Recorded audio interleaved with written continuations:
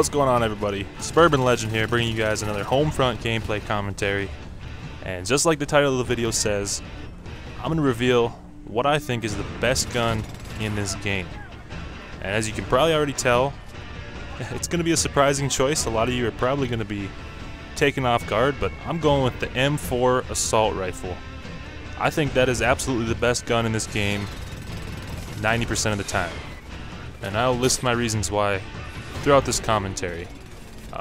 One thing I think a lot of people don't realize why it's the best gun in the game, in my personal opinion, is because you unlock it at level 1. It's the first rifle you get, and it kind of sucks until you get the steady aim perk. So the one caveat with this decision of mine as to what I think is the best gun is you have to slap steady aim on this gun. Otherwise, it's not that good. I mean, it's still a pretty good gun, but my favorite setup in this game so far is the M4 with the red dot sight and steady aim. I mean, if you haven't tried it yet, go back and try it. A lot of people push this gun aside and brush it off as a piece of crap because they use it at level 1 and it's got a decent amount of recoil. But once you unlock steady aim at level 26, most people are on to bigger and better things. And they think those guns are better because they associate steady aim with the latest gun they unlock. So they're, kind of get attached to that, like the ACR. A lot of people enjoy that gun, and the T3 AK. It's a damn good gun as well. But go ahead, try it. Slap steady aim on the M4 and a red dot sight. The thing has literally no recoil whatsoever.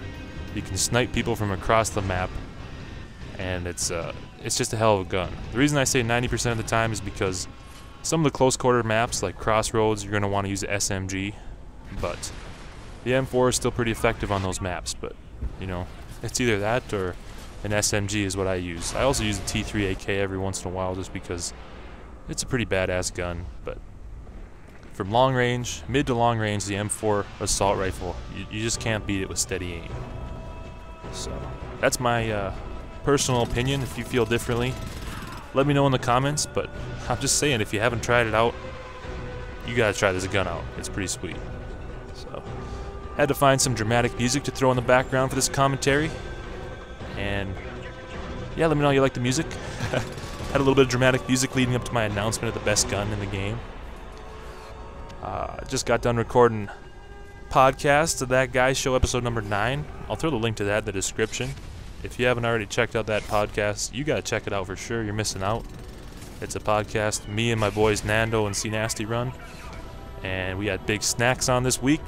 Yosh, damn it! I don't do it very well, but Big Snacks is a cool ass dude. He came on the podcast and we had a lot of fun talking some Yoush.com, the new website he launched. You gotta check that out. We're gonna be one of the featured podcasts on Yoush.com. So I'll throw the link to there in the description. They got forums, you can post up videos and everything. It's the website for the YouTube Underground. Good place for people to come together and find videos of people they might not be able to find otherwise, and hang out and go on the forums. And there's a lot of really talented people involved with this website. So there's gonna be some amazing videos going up on that site. And check it out if you haven't already checked it out.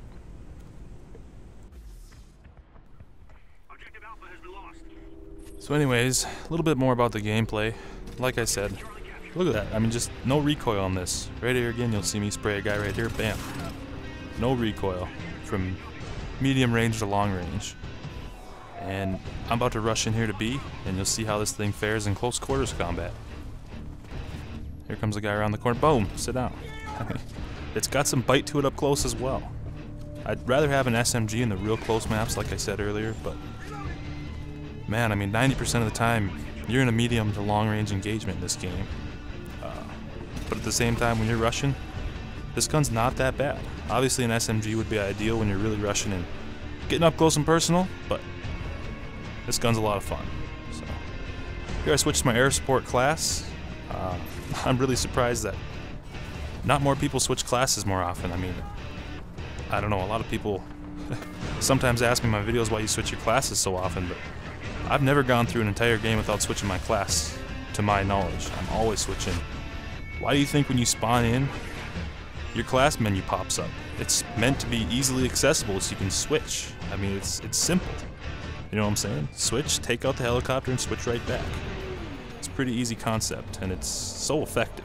I mean, taking out helicopters, you get so many battle points. That's how you really got to play if you want to get a lot of battle points, and especially help your team out. So, one thing I really enjoy about the design of this game is how they force you to constantly move. I mean, in ground control, there's no camping. You have to move from one side of the map to the other. I mean, it's just ingenious designing, game design. When you're holding B and C, they're going to be spawning behind C, and they're going to come take C, so you have to rush over to A. And then vice versa. Once you're holding A and B, they spawn behind A. So it's always a fight at the outside flags, and then the middle objective also is always just a damn firefight. So they force you to go across the map continually, and you know, there's always skirmishes in the middle of the map. It's a hell of a lot of fun, and I can't believe Black Ops doesn't have a game mode designed similarly to this. But I guess you do need bigger maps, and that's one thing Black Ops can't do since they have the 60 frame per second on their game. They just can't handle this big a map. Excuse me. I'm trying to capture C here, and at least I had a teammate helping me on that one. Seemed like the majority of my captures this game, I've been rolling solo. But it's all good. That's what happens when you jump in a game by yourself. I actually don't mind playing by myself in this game. Obviously it's more fun with friends, but for some reason on PS3 my mic doesn't usually work when I game with people, so if you ever jump in a game with me, I mean, I might have my mic on mute, but a lot of the times I'm trying to talk, it just, for some reason people say they can't hear me, so hopefully they'll fix that in an upcoming patch. That tank just took a beating. I couldn't take it out, I guess. But yeah, hopefully they get the mics fixed. But like I said, I don't really mind playing solo in this game. It's not that frustrating. A lot of the times you'll have a few decent teammates on your team. This game here, it was me, and I'm only like a level 60 something. And the other team had 3 guys that were all level 75s at the top of the scoreboard. So I was basically going up against a few beasts, trying to see what I could do. And yeah, we'll see how it turns out here in round 3. Got the dramatic music pumping, see what happens. That tank, I don't know how many RPGs I put into that tank, but he must have that quick healing perk on, the self-healing tank. And round 3 is where it's at. It's where all the tanks come out, it's where all the helicopters come out, and it's where all hell breaks loose. So yeah, a couple upcoming videos I'm going to be working on. I'm going to work on trying to get some footage for an advanced tips video for Homefront. And it's going to be mainly focusing on one-on-one gunfights, head-to-head combat. How to evade, how to get out of the way, and how to give yourself a better chance at winning. Especially if you're rushing and you know the other guy probably has the drop on you. I'm going to hopefully show you a few tricks and tips as to how to win more gunfights. And anyways, I come in a tank right here. And, you know, like I said, the enemy team had a lot of good experienced players, and they definitely didn't waste any time hitting me with some RPGs, and they really did that the whole game. They did a very effective job of, you know, keeping me out of my tank, which is great. I mean, they're actually using the EMP grenades, and you'd be surprised how many times I'm in a tank and no one even attempts to throw an EMP grenade at me. I mean, I don't know what else you're going to use, unless you have C4 equipped, but I rarely see people using C4. It's just a matter of people not using the equipment that they've been given. You know, I mean, this game, it's not like Black Ops. You can't run around with just your gun. You have to use everything. You gotta bust out the RPG. You gotta call in the airstrikes at the right time. You gotta use your C4, your EMP grenades, and you have to switch classes.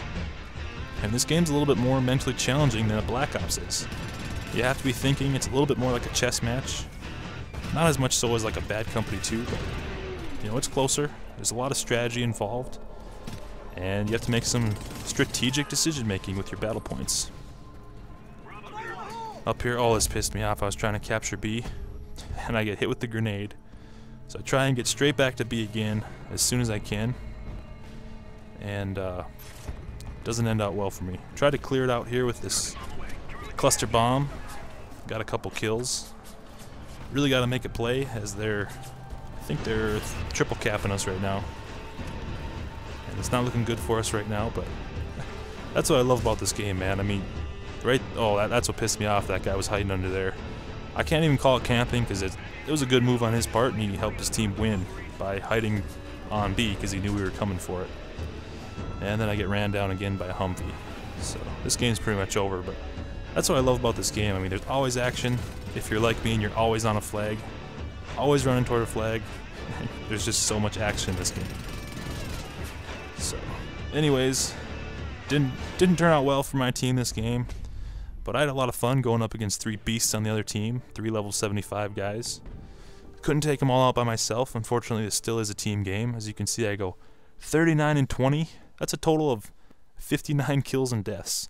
And as you look at the scoreboard, no one else is even close. I think you'd have to add up 2 people below me to get that amount of kills and deaths. So a lot of kills and a lot of deaths, and I'm not even ashamed to have a lot of deaths because that means I was in on the action a lot, and honestly, I had a hell of a time during this game. So hope you enjoyed this Homefront video, and try out the M4 with a red dot sight and steady aim. You'll be pleasantly surprised.